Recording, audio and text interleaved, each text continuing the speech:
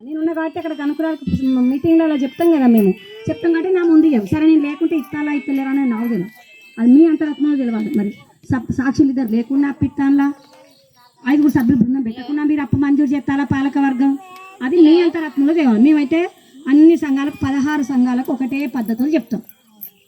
అది మీరు ఏమన్నా అనుకోండి, మీ ఇంట్లోకైతే మీ సొంత తింటారు, మేమైతే అన్నం అయితే మీరు వచ్చి మాకు తింటలేదు, మాకు జీతం ఇస్తాను, మీరు నీకు అసలు జాబ్ చేయాలి, అవునా?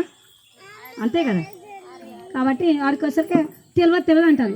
చూస్తాను నేను వీళ్ళు ఏం చెప్తారని చూస్తాను, మనం పట్టినట్టే నా అడిగి నేను చేసుకుంటాను. ఎవరు తీసుకోరా అంటే సౌజన్యం ఉంది కాబట్టి సరే అనగానే పిలుచుకరా అంటే ఎవరు ఉంటారు ఇప్పుడు చేనులలో పోతారు, ఎవరు ఉంటారు ఇప్పుడు లాస్ట్కి అయితే సుత్తానికి ఇస్తారు. అంటే ఒక మనిషి దాదాపు ఒక సంవత్సరంలో 10 మంది కానీ 10 మంది పెడతారు. సరుపు వచ్చినప్పుడు ఒక సభ్యులు అప్పు తీసుకుంటాను అనుకో, పెట్టు జామీన్ అనగానే వాళ్ళు పెట్టేసింది. అది అట్లున్నప్పుడు బకాయి పడ్డప్పుడు ఏమి కొందరికి వెళ్తుంది, కొందరికి వెళ్తుంది. ఏదో ఒక నెల కష్టం అవుతుంది కాదా. నేను కూడా ఏం రిచ్ కాదు, నేను మిడిల్ క్లాస్. ఇక్కడ వాళ్ళంతా పని చేసుకుంటే బతికిన వాళ్ళే, నేను కూడా బకాయి పడతా, కానీ లేటు గడతా కావచ్చు, నా పద్ధతి తెలిసి. అలాంటప్పుడు ఏమవుతుంది, జామీన్ పడ్డోళ్ళకి ఏంటి, జామీన్ అనేది చాలా ముఖ్యం. నేను చెప్పాల్సిన అవసరం లేదు, వీళ్ళంతా వ్యవసాయదారులే కాబట్టి పొదుపు సంఘం లేకముందు మీరంతా వడ్డీ వ్యాపారుల కాడిపోయిన వాళ్ళు, మూతబారుల కాడిపోయి